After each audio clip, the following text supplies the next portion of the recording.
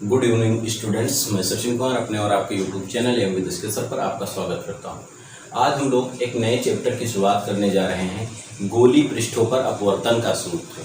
ये चैप्टर हमने आपको बताया था कि आपके बोर्ड एग्जाम के लिए बहुत ही उपयोगी है। इस चैप्टर से प्रत्येक वर्ष एक क्वेश्चन पूछा जाता है। ठीक, तो अवतल गोली पृष्ठ पर अपवर्तन के सूत्र गोली पृष्ठों पर जब हम अपवर्तन का सूत्र निकालते हैं तो जो गोली पृष्ठ होता है, गोली पृष्ठ पर अपवर्तन के सारे वही रूल लगते हैं जो हमारे पुराने रूल थे। ठीक, अपवर्तन का नियम भी वही लगेगा, स्नेल का नियम भी वही लगेगा, सारे नियम पुराने लगते हैं। ठीक, लेकिन अवतल गोली पृष्ठ या गोली पृष्ठों के लिए अपवर्तन का सूत्र जब हम पढ़ते हैं तो जो हमारी चिन्ह परिपाटी थी, चिन्ह परिपाटी अर्थात जो चिन्हों को हम कैसे लेते हैं, दूरियों को हम कैसे लेते हैं, ये सभी परावर्तन पर ही आधारित हैं। ठीक है, तो इसमें हम आपको थोड़ा सा बता देते हैं कि यहाँ पर जो सारी दूरियां होती, जैसे हम लोगों ने पढ़ा है निर्देशांक ज्यामिति। निर्देशांक ज्यामिति में हम लोग सारी दूरियां कहाँ से मापते थे? मूल बिंदु से मापते थे। सारी दूरियां कहाँ से मापते थे? मूल बिंदु से मापते थे। मूल बिंदु के दाहिनी ओर की जितनी भी सारी दूरियां थी, मूल बिंदु के दाहिनी ओर की संख्याएं कैसी होती हैं? मूल बिंदु के दाहिनी ओर की संख्याएं धनात्मक होती, तो और बाईं ओर की सारी संख्याएं कैसी होती? ऋणात्मक होती हैं। दाईं ओर की सारी संख्याओं को धनात्मक और बाईं ओर की सारी संख्याओं को ऋणात्मक लेते हैं। इसी प्रकार मूल बिंदु से ऊपर की जो संख्याएं होती हैं वो हमारी धनात्मक होती हैं और नीचे की ओर की जो संख्याएं होती हैं वो सभी ऋणात्मक होती हैं। तो इसी प्रकार जब हम चिन्ह परिपाटी में क्या करते हैं भाई, चिन्ह परिपाटी में जब हम अवतल गोली पृष्ठ या गोली पृष्ठों की बात करते हैं तो गोली पृष्ठों में सारी दूरियां या तो हम प्रकाशिक केंद्र से मापते हैं या इनके जो ध्रुव होते हैं वहां से मापते हैं। ठीक, तो गोली पृष्ठों में हम सारी दूरियां प्रकाशिक केंद्र से मापते हैं या इनके ध्रुवों से मापते हैं। तो जो बाईं ओर की सारी दूरियां होती हैं, बाईं ओर की सारी दूरियों को हम ऋणात्मक लेते हैं और इनके दाईं ओर की जो सारी दूरियां होती हैं, जहां से दूरी मापते हैं, दाईं ओर की सारी दूरियां धनात्मक लेते हैं। ठीक, उसी प्रकार नीचे की तरफ जो सारी दूरियां होंगी, नीचे की तरफ जो सारी दूरियां होंगी, प्रतिबिंब की लंबाई, ठीक, वो सभी हम ऋणात्मक लेंगे और जो ऊपर की तरफ की सारी दूरियां होंगी इन सबको हम क्या लेंगे? धनात्मक लेंगे। ठीक है, एक बात और हम थोड़ी सी ध्यान देते हैं, ये तो चिन्ह परिपाटी हो गई। दूसरी बात कि जिस ओर से हम प्रकाश डालते हैं, आपतित प्रकाश किरण जिस ओर से डालेंगे उस ओर की सारी दूरियां हम ऋणात्मक लेंगे। ये भी एक आध क्वेश्चन में हम दाहिनी ओर से प्रकाश डाल देते हैं, तो उस कंडीशन में जब हम प्रकाश दाहिनी ओर से डालेंगे तो दाईं ओर की सारी दूरियों को ऋणात्मक लेंगे। ठीक है, तो ये बात एक तरीके से एक्सेप्शन है, अपवाद है कि जिस ओर से प्रकाश डाला जाता है उस ओर की दूरियां ऋणात्मक लेते हैं। कुछ कंडीशन में हम दाहिनी ओर से डालेंगे तो दाहिनी ओर की दूरियों को ऋणात्मक लेंगे। ठीक, तो ये चिन्ह परिपाटी आपने पहले ही पढ़ा था, इसलिए इसको हमने जो है आपको एक बार याद दिला दिया। अब हम चैप्टर की शुरुआत करने जा रहे हैं गोली पृष्ठों पर अपवर्तन के सूत्र की। तो सबसे पहले हम इसमें पढ़ेंगे अवतल गोली पृष्ठ पर अपवर्तन का सूत्र, उसके बाद दूसरा हम पढ़ेंगे उत्तल गोली पृष्ठ पर अपवर्तन का सूत्र। ठीक, तो जो अवतल गोली पृष्ठ पर अपवर्तन का सूत्र है, जैसे हम अवतल गोली पृष्ठ पर अपवर्तन का सूत्र प्राप्त करते हैं वैसे ही हम उत्तल गोली पृष्ठ पर अपवर्तन का सूत्र प्राप्त करते हैं। अगर हमने आपको अवतल वाला गोली पृष्ठ पर अपवर्तन का सूत्र बताया है और इसको आपने ध्यान से समझा है तो आप उत्तल गोली पृष्ठ पर अपवर्तन का सूत्र बड़ी ही आसानी से निकाल सकते हैं। ठीक, तो अवतल वाला हम आपको बताएंगे और उत्तल वाला का फिगर आपको हम समझाएंगे, उसका डेरिवेशन करके आपको हमें उसकी जो है फोटो सेंड करनी है। ठीक, तो शुरुआत हम करते हैं यहाँ से। सबसे पहले उत्तल गोली पृष्ठ पर अपवर्तन के सूत्र की, अवतल गोली पृष्ठ पर अपवर्तन के सूत्र की। तो सब लोग जो है पूरा वीडियो ध्यान से देखेंगे। और एक चीज यहाँ पर जो है लाइव लगभग 33 या 34 लोग मौजूद रहते हैं, लेकिन उसमें जो है इतनी संख्या में मौजूद होने के बाद आप लोग लाइक का बटन नहीं दबाते हैं। ठीक है, तो वो आप लोग जो है लाइक कर दीजिए हमारे वीडियो को। अब शुरुआत करते हैं वीडियो की। तो सबसे पहली बात क्या दी गई है कि किस पर हम निकालेंगे? उत्तल गोली पृष्ठ पर अपवर्तन का सूत्र। देखिए, अवतल गोली पृष्ठ पर अपवर्तन का सूत्र, अवतल गोली पृष्ठ पर अपवर्तन का सूत्र बहुत ही शानदार डेरिवेशन है। पर अपवर्तन का सूत्र। देखिए, उत्तल लेंस आपने पढ़ा है। उत्तल लेंस के बारे में हम लोगों ने पढ़ा था पिछली कक्षाओं में कि ऐसा लेंस जो किनारों पर मोटा और बीच में कैसा होता है, पतला होता है, उस लेंस को हम उत्तल लेंस कहते हैं। तब जो ये हमारा उत्तल लेंस है, हम इस उत्तल लेंस का एक भाग लेंगे, एक भाग को काट देंगे, इतना भाग लेंगे। ठीक, चलो भाई, ये इधर हम फिगर बना रहे हैं, थोड़ा ध्यान देना, फिगर आपकी समझ में आए। ये हमारा एक अवतल गोली पृष्ठ हो गया। ये हमारा क्या है, एक अवतल गोली पृष्ठ है। इस अवतल गोली पृष्ठ के बाईं ओर का जो माध्यम है, बाईं ओर के माध्यम का अपवर्तनांक हमने n1 मान लिया, और दाईं ओर का जो माध्यम है इसका अपवर्तनांक हमने n2 मान लिया। ठीक, ये अवतल गोली पृष्ठ का मुख्य अक्ष हो गया। ये अवतल गोली पृष्ठ का क्या हो गया भाई, मुख्य अक्ष हो गया। ध्यान देना यहां से, ये इसका प्रकाशिक केंद्र हो गया P। ठीक, ये हमने डाल दिया भाई अवतल गोली पृष्ठ पर अभिलंब। ठीक, ये C, ये M और ये N। CMN हमारा क्या है, अवतल गोली पृष्ठ का अभिलंब है। ये M1 M2। ठीक, हमने अब इसमें मानेंगे, हमने माना क्या है, माना M1 M2 एक अवतल गोली पृष्ठ है जो निरपेक्ष अपवर्तनांक n1 के विरल माध्यम को निरपेक्ष अपवर्तनांक n2 के सघन माध्यम में पृथक करता है। यहाँ पर n2 जो है वो ग्रेटर देन है n1 से, अर्थात n2 का अपवर्तनांक अधिक है और n1 का अपवर्तनांक कम, तो n1 आपका विरल हो जाएगा और n2 आपका सघन हो जाएगा। ठीक है, इस अवतल गोली पृष्ठ में का जो CMN है, ये इस अवतल गोली पृष्ठ का अभिलंब है। हमने माना इस अवतल गोली पृष्ठ के बिंदु P से U दूरी पर, कितनी दूरी पर, U दूरी पर एक हमारी बिंदु वस्तु O है। अवतल गोली पृष्ठ के ध्रुव P से हमने माना U दूरी पर एक हमारी बिंदु वस्तु O है। अब ये जो हमारी बिंदु वस्तु O है, इस बिंदु वस्तु O से हमारी दो प्रकाश किरणें चलेंगी। कितनी प्रकाश किरणें, दो प्रकाश किरणें। देखिए, एक प्रकाश किरण जो बिंदु O से है मुख्य अक्ष के समांतर जाती है और इसके प्रकाशिक केंद्र पर आपतित होती है। आपको पता है भाई, जब कोई प्रकाश किरण प्रकाशिक केंद्र से जाती है तो वह बिना विचलित हुए सीधे निकल जाती है। ठीक, ये लेंस में जब कोई प्रकाश किरण प्रकाशिक केंद्र से जाती है तो उसका अपवर्तन नहीं होता है, वो सीधे निकल जाती है। तो सीधे निकल गई, बिंदु O से एक हमारी दूसरी प्रकाश किरण चली और अभिलंब के बिंदु M पर आपतित हुई। ध्यान देना भाई, यहाँ से यही आपका फिगर है, बिंदु O से एक प्रकाश किरण चली और अवतल गोली पृष्ठ के बिंदु M पर आपतित हुई, ये प्रकाश किरण। अब ध्यान देना भाई, चूंकि इस कंडीशन में ये इधर विरल माध्यम था, इधर क्या है, सघन माध्यम। प्रकाश किरण विरल माध्यम से सघन माध्यम में जाती है। जब विरल माध्यम से सघन माध्यम में जाती है, देखो इसको जाना ऐसे चाहिए था, ऐसे जाना चाहिए था, लेकिन ये ना जाकर ये अभिलंब की ओर क्या हुई, झुक गई, अभिलंब की ओर झुक गई। हम लोगों ने पढ़ा है कि जब कोई प्रकाश किरण विरल माध्यम से सघन माध्यम में जाती है तो वो अभिलंब की ओर क्या होती है, झुक जाती है। ये देखिए झुक गई। ठीक, अब यहाँ पर क्या ये दोनों प्रकाश किरणें कहीं पर एक दूसरे को काट रही हैं, नहीं काट रही हैं, तो काटेंगी तभी तो हमारा प्रतिबिंब बनेगा, और अगर दोनों प्रकाश किरणें एक दूसरे को नहीं काटेंगी तो प्रतिबिंब नहीं बनेगा। तो हम क्या करेंगे भाई, एक हमारी अपवर्तित किरण ये जो प्रकाशिक केंद्र से गई थी इसको पीछे की तरफ बढ़ा दें। ठीक, इसको क्या करें, जो प्रकाशिक केंद्र से गई थी उसको पीछे की तरफ बढ़ा देंगे, इस प्रकाश किरणों को पीछे की तरफ बढ़ाया, तथा जो एक हमारी अपवर्तित किरण थी इसको पीछे की तरफ बढ़ाया।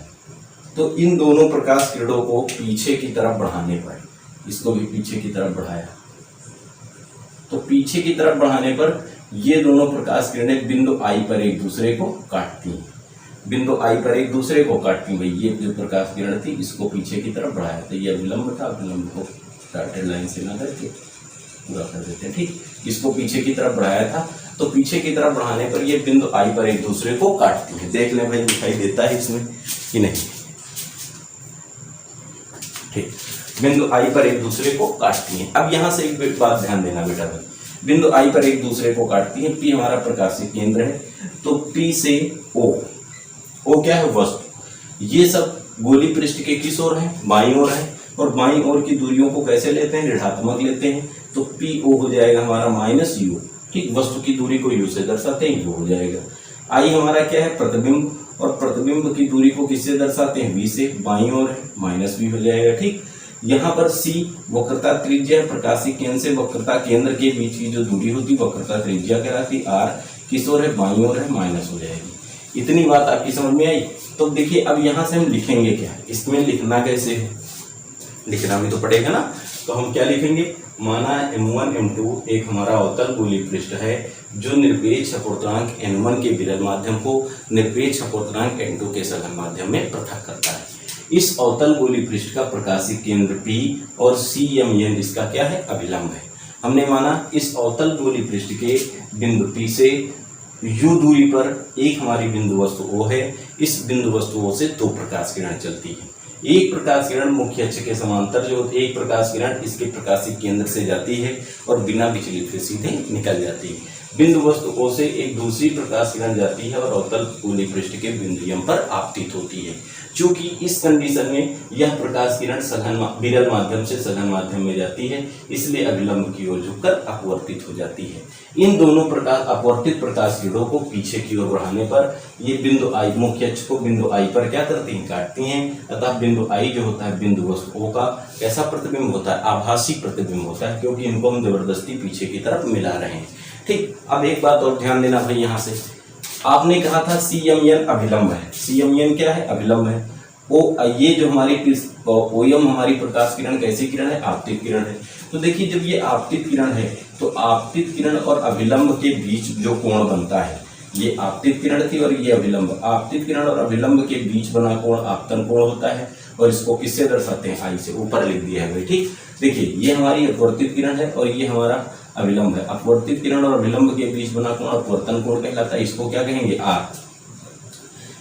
एक बात और ध्यान दीजिए भाई, यहां से ये इसको आपने सीधे पीछे की तरफ बढ़ाया है, ये अभिलंब ये ऐसे गया था, इसको आपने ऐसे बढ़ाया है। ठीक, और ये आपका अभिलंब था।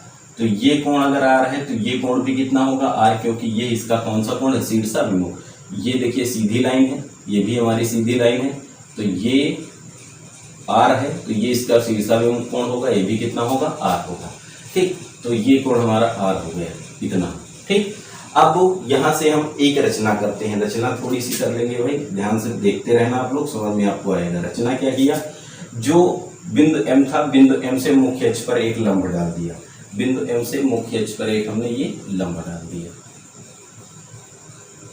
ये हमारा हो गया ME। ठीक, इस कोण को हमने अल्फा माना, इस कोण को हमने बीटा माना, इसको हमने गामा माना, इतनी चीजें। ठीक, रचना क्या किया, बिंदु M से मुख्य अक्ष पर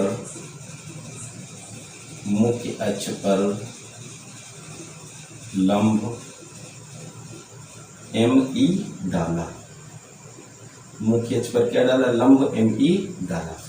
ठीक, तथा माना कुछ चीजें हमने मानी है, ध्यान दीजिए क्या क्या मानी है। माना एंगल MOP बराबर अल्फा, MIP बराबर बीटा और एंगल MCP बराबर गामा। इतनी चीजें हमने मानी है। ठीक है, ये माना गया है। अब वो भैया ध्यान दीजिए, एक प्रमेय हम लोगों ने पढ़ा था, बहिष्कोण प्रमेय। कितने लोगों को आती है बहिष्कोण प्रमेय? कितने लोग बहिष्कोण प्रमेय जानते हैं भाई क्या होती है?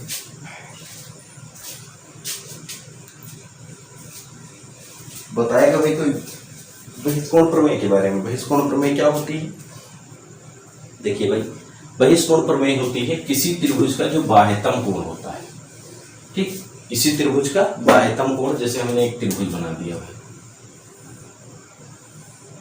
ये ABC, ये कोण जैसे हमने माना अल्फा, ये बीटा, ये गामा। ध्यान देना, ये जैसे आपका कोण है, कोण 2, कोण 1 मान लेते हैं। तो कोण 1 इस त्रिभुज का कौन सा कोण है? बाह्यतम कोण है। तो एक बहिष्कोण प्रमेय थी, बताई गई थी। बहिष्कोण प्रमेय के अंतर्गत किसी त्रिभुज का जो बाह्यतम कोण होता है अपने से दूरस्थ स्थित त्रिभुज के किन्हीं दो अंतःकोणों के योगफल के बराबर होता है। तो ये 1 इसका बहिष्कोण है, तो 1 से दूरस्थ, अब भाई गामा तो इसके निकट है, दूरस्थ कौन कौन से कोण है, अल्फा प्लस बीटा, तो कोण 1 बराबर हो जाएगा अल्फा प्लस बीटा। ठीक, तो ये हमारी बहिष्कोण प्रमेय है। बहिष्कोण प्रमेय क्या है, किसी त्रिभुज का जो बाह्यतम कोण होता है वो अपने से दूरस्थ स्थित त्रिभुज के किन्हीं दो अंतःकोणों के योगफल के बराबर होता है। हमने आपको इसमें लगा के बता दिया। जैसे कोण 2 की हम वैल्यू निकालते तो कोण 2 के निकट कौन है, अल्फा, तो इससे दूर कौन कौन से, बीटा और गामा, तो कितना लिखते, बीटा प्लस गामा। कोण 2 बराबर हो जाता हमारा बीटा प्लस गामा। ठीक, तो ये चीजें हुई भाई, ये हमारा कौन सा नियम हुआ, बहिष्कोण प्रमेय हुई। आगे हम बात करते हैं यहाँ से, अब इन त्रिभुजों में हम लगाएंगे बहिष्कोण प्रमेय। ठीक, क्या लगाएंगे, बहिष्कोण प्रमेय। तो बहिष्कोण प्रमेय देखो कैसे लगाएंगे। सबसे पहली बात हम करेंगे, और ये जो हमने लंब डाला, इस लंब की ऊंचाई ME बराबर H डाला, ये मान लेंगे। ठीक, सबसे पहले हम देखिए यहाँ से कुछ त्रिभुज लेंगे। फिगर आप देखते रहना, आपकी समझ में आएगा, बस थोड़ा सा फिगर का काम, सब फिगर का काम है। हमने ले लिया त्रिभुज OMC में, त्रिभुज OMC में कौन सी प्रमेय, बहिष्कोण प्रमेय से। ठीक, त्रिभुज OMC में बहिष्कोण प्रमेय से। अब देखिए भाई, जब इसमें हम बहिष्कोण प्रमेय लगाएंगे, ठीक, तो बहिष्कोण प्रमेय लगाएंगे तो त्रिभुज OMC में बाह्यतम कोण कौन सा है आपका, गामा, बराबर, ये गामा बाह्यतम कोण है। OMC में ये और ये कोण आपका कौन सा कोण होगा, आंतरिक कोण होगा। कौन सा कोण, ये पूरा कोण और ये कोण, अर्थात एंगल CMO और एंगल COM। ठीक, कौन से कोण होंगे, बाह्यतम कोण होंगे और दूरस्थ भी स्थित हैं। तो गामा बराबर कितना हो जाएगा, अल्फा प्लस आई, अल्फा प्लस आई। आई की वैल्यू निकालें या लिख सकते हैं अल्फा प्लस आई बराबर गामा लिख लें। ठीक, तो आई बराबर कितना हो जाएगा, गामा माइनस अल्फा। ठीक, ये किस त्रिभुज में आया भाई, OMC में आया। अगली हम बात करेंगे त्रिभुज किसमें, IMC में, IMC में। त्रिभुज IMC में क्या लिखेंगे, देखिए त्रिभुज IMC में पहुंच जाओ भाई, ये I, ये M और ये C में। गामा के लिए देखिए कौन कौन से कोण, R plus beta, R plus beta इसके अंतःकोण होंगे, R plus beta, sorry R plus beta बराबर गामा, इसलिए यहाँ से R बराबर आ जाएगा गामा माइनस बीटा। दिखाई दिया भाई, ठीक, R बराबर आ जाएगा गामा माइनस बीटा। यहाँ से देखो नहीं दिख रहा है तो इधर देख लीजिए, R बराबर हम कितना लिख सकते हैं, गामा माइनस बीटा। ठीक, अब अगली बात ध्यान देना भाई, यहाँ से थोड़ा ये हम मिटा रहे हैं अपवर्तन का सूत्र इतना, ठीक, क्योंकि डेरिवेशन बढ़ा है। इतनी बात सब लोग समझ गए। अब देखिए हम इसमें लगा दें स्नेल का नियम। आई हमारा आपतन कोण है, आर हमारा अपवर्तन कोण है और 1n2। ठीक, तो स्नेल के नियम से, स्नेल के नियम से, स्नेल के नियम से भाई देखो कितना होगा, sine i upon sine r बराबर 1n2, अर्थात पहले माध्यम के सापेक्ष दूसरे माध्यम का अपवर्तनांक। Sine i upon sine r बराबर 1n2 को हम कितना लिखते हैं, n2 अपान n1, अर्थात सघन माध्यम का अपवर्तनांक बटे विरल माध्यम का अपवर्तनांक, अर्थात जिसमें प्रकाश किरण जाएगी उसका अपवर्तनांक माइनस जिससे जाएगी उसका अपवर्तनांक। यहाँ से देखिए अल्फा बीटा सभी कोण अत्यंत छोटे हैं, कोण अत्यंत छोटे हैं, कोण अत्यंत छोटे हैं, इसलिए इन्हें रेडियन में मापने का, किसमें, रेडियन में मापने का। अगर हम इन्हें रेडियन में मापेंगे तो रेडियन में मापने पर, जब रेडियन में मापेंगे तो क्या होगा, साइन छूट जाएगा, साइन छूट जाएगा। तो कितना हो जाएगा I बटे R बराबर N2/N1। I/R बराबर हो जाएगा N2/N1। क्रॉस मल्टीप्लाई कर दो, N1 का गुणा I से होगा N1I बराबर N2R। ठीक, अब जो हम यहाँ से समीकरण 1 और समीकरण 2 से I तथा R का मान निकाले हैं वो रखते हैं। ठीक, या ऐसे लिख ले भाई, I तथा R का मान रख लेंगे। I तथा R का मान रखने पर I और R का मान रख दो, तो N1 और I के स्थान पर देखो कितना रखेंगे, गामा माइनस अल्फा बराबर N2।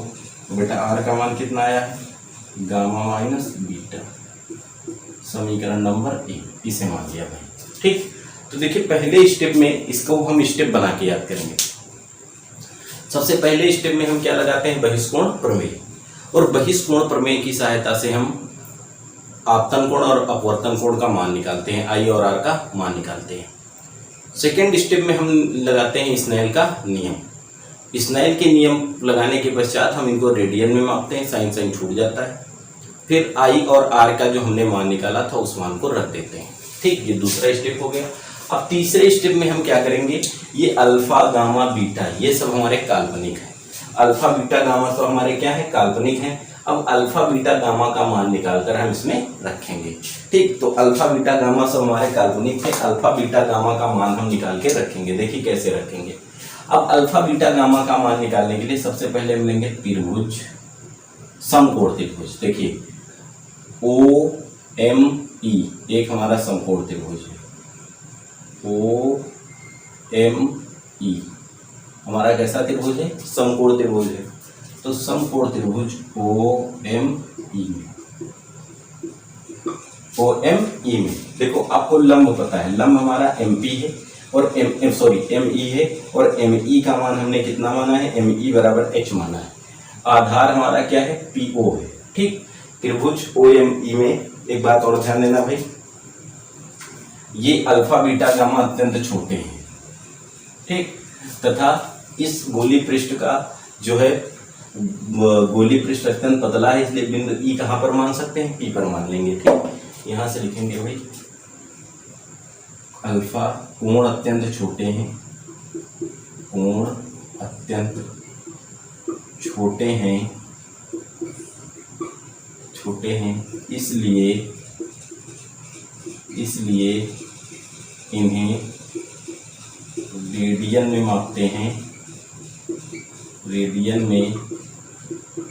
मापते हैं, तथा गोली पृष्ठ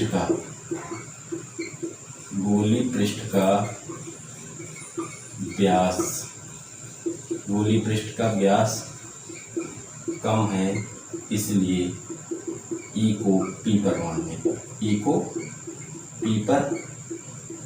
मानने पर या P पर मानते हैं। E को कहाँ पर मानते हैं, P पर मानते हैं। देखिए हम एक ही लाइन में सबको लिख देंगे। ठीक, पहले हम लेंगे समकोण त्रिभुज OMP में E को हमने कहाँ मान लिया, P पर मान लिया। एक समकोण त्रिभुज है, अत्यंत छोटा होने के कारण देखो पास पास आएंगे, तो OMP में क्या लिख सकते हैं, tan अल्फा जो होता है, tan अल्फा बराबर क्या होता है, लंब बटे आधार। tan अल्फा लगभग बराबर किसके मान लेंगे, अल्फा बराबर लंब हमारा है ME और आधार हमारा है क्या है भैया, आधार हमारा है EO। लेकिन अभी हमने कहा है कि बिंदु E कहाँ पर मानेंगे, P पर मानेंगे, तो बिंदु P पर मानने पर यहाँ पर हम PO लिख सकते हैं भाई। ये इतनी बात लिख दिया तो डायरेक्ट लिख दिया PO। देखो ME का मान कितना है H, PO का मान कितना है बेटा, PO का मान है -U, तो माइनस को ऊपर का भेज दें तो -H/U।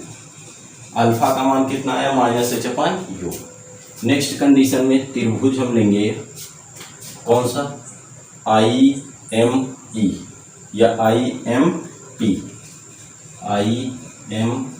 में, ये भी समकोण त्रिभुज है, में tan बीटा लगभग बराबर बीटा बराबर लंब हमारा कितना है MP MP लिख लो बेटा यहाँ डायरेक्ट, MP बटे आधार हमारा कितना है IP, ठीक। MP का मान H, IP का मान -B, वैसे ही इसको हम -H/V लिख सकते हैं, भाई, ठीक। नेक्स्ट कंडीशन में हम लेंगे भाई त्रिभुज, इसमें MCP में, त्रिभुज MCP में tan गामा लगभग बराबर गामा बराबर लंब हमारा MP बटे आधार हमारा कितना है CP, MP का मान कितना है H, CP का मान -R, CP का मान कितना है -R, इसको हम कितना लिख सकते हैं -H/R। तो देखो अल्फा बीटा गामा का मान निकल आया। अब इस अल्फा बीटा गामा का मान रखेंगे समीकरण नंबर 1 में, ठीक। समीकरण नंबर 1 में देखो भाई, alpha beta gamma, alpha beta तथा गामा का मान समीकरण 1 में रखेंगे। देखो समीकरण 1 में रख दो, रेडियन मिटा दिए हैं, आप समझ लेना, इन्हें रेडियन में माप लें, 1 में ना मिले इसलिए लाइनिंग कर दिया, ठीक। देखो N1, ठीक। अब गामा माइनस अल्फा, गामा और अल्फा के मान ऋणात्मक है, मंझला ब्रैकेट लगा देते हैं भाई, थोड़ी देर के लिए ध्यान देना। गामा के स्थान पर गामा की वैल्यू हम लोगों ने कितनी निकाली है, गामा बराबर -H/R माइनस अल्फा, अल्फा की वैल्यू कितनी आई है -H/U, ठीक। मंझला ब्रैकेट बंद बराबर, इधर क्या लिखा है N2, ठीक। मंझला ब्रैकेट गामा का मान -H/R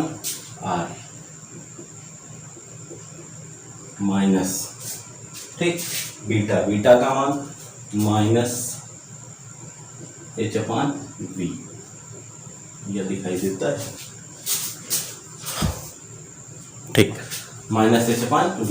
अब देखा जाए तो दोनों पक्षों में क्या कॉमन है, यहाँ -H/R,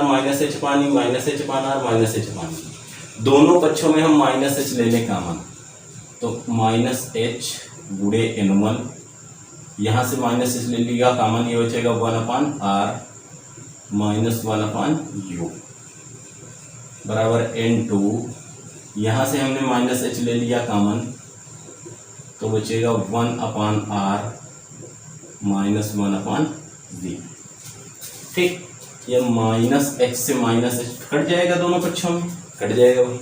जो N1 आया है इसको एक बार अच्छा लिख लेते हैं, चलो N1 और 1/R -1/U बराबर N2 1/R -1/V, समीकरण नंबर 1, वो सॉरी इसको 2, ठीक, 2 मान लेते हैं, इसका भी हमें अभी यूज करेंगे। देखो N1 को अंदर मल्टीप्लाई करो, तो N1 का गुणा पहले 1/R से होगा, कितना हो जाएगा N1/R -N1/U बराबर N2 का गुणा 1/R से होगा N2/R -N2/V, ठीक। तो N1/R -N1/U बराबर N2/R -N2/V।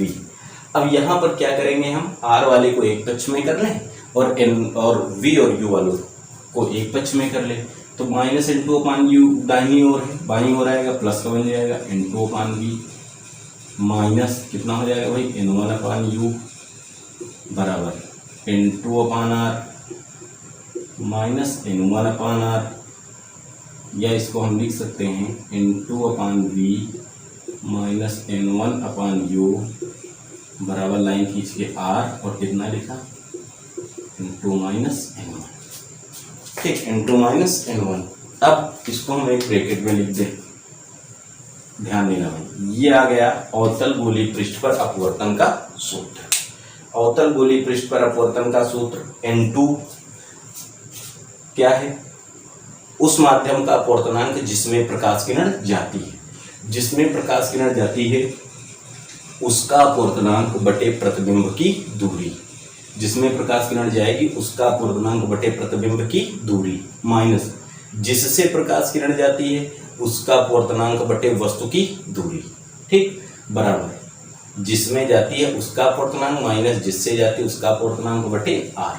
अब जैसे तुमसे हम कह दें, इस क्वेश्चन का आंसर कमेंट बॉक्स में देना है। जैसे प्रकाश किरण माध्यम ए से माध्यम बी में जाती है, माध्यम ए अपवर्तनांक वाले से बी अपवर्तनांक वाले माध्यम में जाती है, तो अगर हम फार्मूला लिखें तो कितना लिखेंगे भाई, जिसमें जाती है बी में गई, जिसमें गई उसका अपवर्तनांक बटे प्रतिबिंब की दूरी, माइनस जिससे गई उसका अपवर्तनांक बटे वस्तु की दूरी, ये तो लिखते हैं, बराबर जिसमें गई उसका अपवर्तनांक माइनस जिससे गई उसका अपवर्तनांक बटे आर, ये फार्मूला लिखते हैं, ठीक। लेकिन कभी कभी दिया होता है भाई, क्या दिया हो, जैसे ध्यान देना भाई, यहाँ से समीकरण 1 में हम पुनः पहुंच जाएं, पुनः समीकरण 2 से, पुनः समीकरण 2 से ध्यान देना भाई, पुनः समीकरण 2 से हम लिख सकते हैं, ये n2 है, n1 को उधर भेज दें तो इसको हम कितना लिख सकते हैं, 1/r माइनस 1/u बराबर n2 माइनस n1 और 1/r माइनस 1/v, ठीक, लिख सकते हैं। देखिए अगर इसमें आपसे पूछा जाए, कहा जाए एक प्रकाश किरण निर्वात से n अपवर्तनांक वाले माध्यम में जाती है, निर्वात से कहाँ जाती है, n अपवर्तनांक वाले माध्यम में जाती है, अर्थात n1 हो गया निर्वात, तो n1 निर्वात होने के कारण n1 की वैल्यू कितनी हो गई, 1 हो गई, ठीक। किस माध्यम में जाती है, निर्वात से जो है n अपवर्तनांक वाले माध्यम में जाती है, अर्थात n2 बराबर कितना हो गया, n1 बराबर 1 निर्वात से, n2 बराबर n अपवर्तनांक वाले माध्यम में जाती है, तो कितना हो जाएगा देखो, तो इसलिए 1/r माइनस 1/u, n2 के स्थान पर n, n1 के स्थान पर 1/r माइनस 1/v मल्टीप्लाई कर दो, 1/r माइनस 1/u, इसको मल्टीप्लाई करो, n/r माइनस n/v, n/v इधर माइनस में इधर आएगा प्लस में, n/v माइनस 1/u बराबर n/r, 1/r इधर प्लस में उधर जाएगा माइनस में 1/r, ठीक, लिख लें इसको, n/v माइनस 1/u बराबर n माइनस 1/r। ये हो जाएगा हमारा भाई अवतल गोली पृष्ठ पर अपवर्तन के सूत्र के लिए व्यंजक, ये n के पदों में है और ये n2 और n1 के पदों में है, ठीक। तो ये अवतल गोली पृष्ठ पर अपवर्तन का व्यंजक आ गया, इसका आप स्क्रीनशॉट लेना चाहते हो तो ले सकते हो।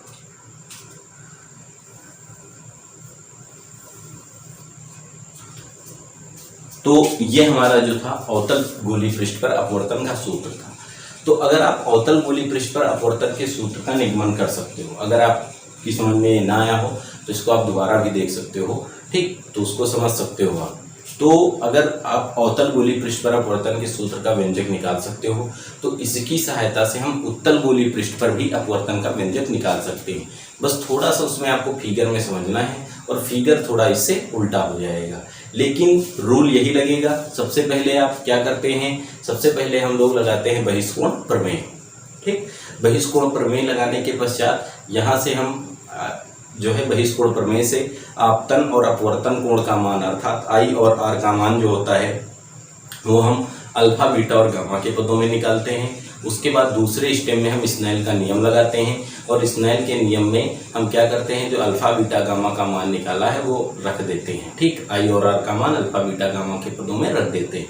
फिर हम समकोण त्रिभुज बना के क्या करते हैं, अल्फा बीटा और गामा की वैल्यू निकालते हैं और वो उठा के स्नेल के नियम में रख देते हैं, सॉल्व कर लेते हैं, हमारा डेरिवेशन आ जाता है, ठीक है।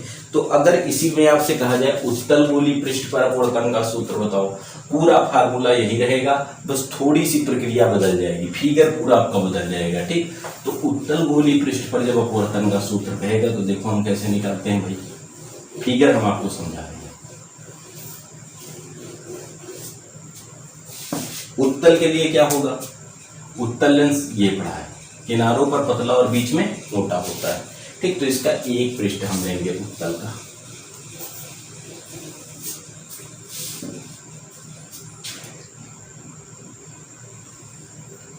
ये हमारा उत्तल गोली पृष्ठ होगा, ठीक। ये उत्तल गोली पृष्ठ जो है वो निरपेक्ष अपवर्तनांक n1 के विरल माध्यम को निरपेक्ष अपवर्तनांक n2 के सघन माध्यम में प्रकट करता है, निरपेक्ष अपवर्तनांक n1 के विरल माध्यम को निरपेक्ष अपवर्तनांक n2 के सघन माध्यम में पृथक करता है। ये हमने मान लिया मुख्य, ये इसका हो गया प्रकाशिक केंद्र P। ठीक, जो अवतल गोलीय पृष्ठ होते हैं, अवतल गोलीय पृष्ठों में जो अभिलंब होता है वो अभिलंब हम डालते हैं दाहिनी ओर से। किधर से? दाहिनी ओर से। हमने मान लिया ये बिंदु हमारा कौन सा है? C। ठीक, C है तो वक्रता केंद्र है, तो यहाँ से हम अभिलंब डालेंगे। ठीक, ये हमारा हो गया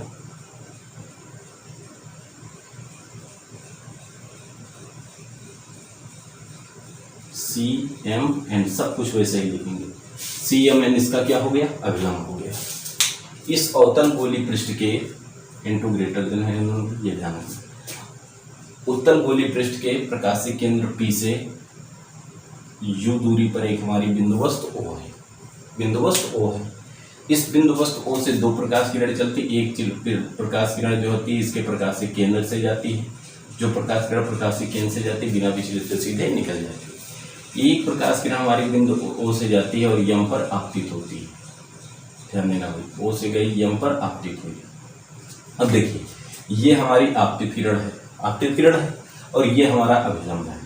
तो आपतित किरण और अभिलंब के बीच बना जो कोण होता है उस कोण को हम कौन सा कोण कहते हैं? आपतन कोण। और ये हमारा आपतन कोण हो जाएगा। आपतन कोण को किससे दर्शाते हैं? आई से दर्शाते हैं। ठीक, अब देखिए चूंकि ये प्रकाश किरण इस कंडीशन में विरल माध्यम से कहाँ जाती है? सघन माध्यम में जाती। जाना सीधे चाहिए था, लेकिन जब विरल से सघन में गई तो अभिलंब की ओर झुक गई, ऐसे निकली। ठीक, अभिलंब की ओर झुक गई। अब देखिए इस आपतित अपवर्तित किरण और इस अपवर्तित किरण को पीछे की तरफ बढ़ाएंगे, तो पीछे की तरफ बढ़ाने पर ये दोनों अपवर्तित किरणें जो हैं मुख्य अक्ष को बिंदु I डैश पर काटती हैं। मुख्य अक्ष को कहाँ पर काटती? बिंदु I पर काटती है। तो जो बिंदु I हो जाएगा वो बिंदु वस्तु O का आभासी प्रतिबिंब होगा। ये कोण जैसे हमने मान लिया अल्फा हो गया, ये कोण हमने मान लिया बीटा हो गया, ये कोण हमने मान लिया गामा हो गया। तो अल्फा बीटा गामा। ठीक, यहां से ये लंब डाल दिया, विलंब ME, ये कितना हो गया? H। ठीक, देखो किस प्रकाश किरण को पीछे की तरफ बढ़ाया है इसको, और ये तो ये पूरा कोण, तो ये पूरा कोण I था, ये पूरा कोण कितना था? I। लेकिन अगर हम इतने कोण की बात करेंगे तो इतना कोण हमारा इसका जो है ये सीधी लाइन, ये सीधी लाइन, तो ये हमारा जो होगा किसका कार्य करेगा भाई? ये जो प्रकाश कोण होगा ये हमारा शीर्षा विमुख का कार्य करेगा। किसका कार्य करेगा? शीर्षा विमुख का कार्य करेगा। तो ये कोण जो हमारा था भाई, ये कोण अगर हमारा R था तो ये कोण भी हमारा कितना होगा? R हो जाएगा भाई। ये अभिलंब था ना, ये प्रकाश किरण की सीधी, सॉरी हाँ, यही कोण हमारा R होगा। और ये पूरी प्रकाश किरण, ये पूरी प्रकाश किरण है ना, तो ये कोण हमारा R होगा। अब देखिए यहाँ से PI प्रतिबिंब की दूरी -V, PO वस्तु की दूरी -U और PC वक्रता त्रिज्या +R। अब इसी प्रकार आप बहिष्कोण प्रमेय लगाकर इसको सॉल्व करेंगे, और नहीं कर पाएंगे तो अगले वीडियो में हम आपको इसका सलूशन देंगे।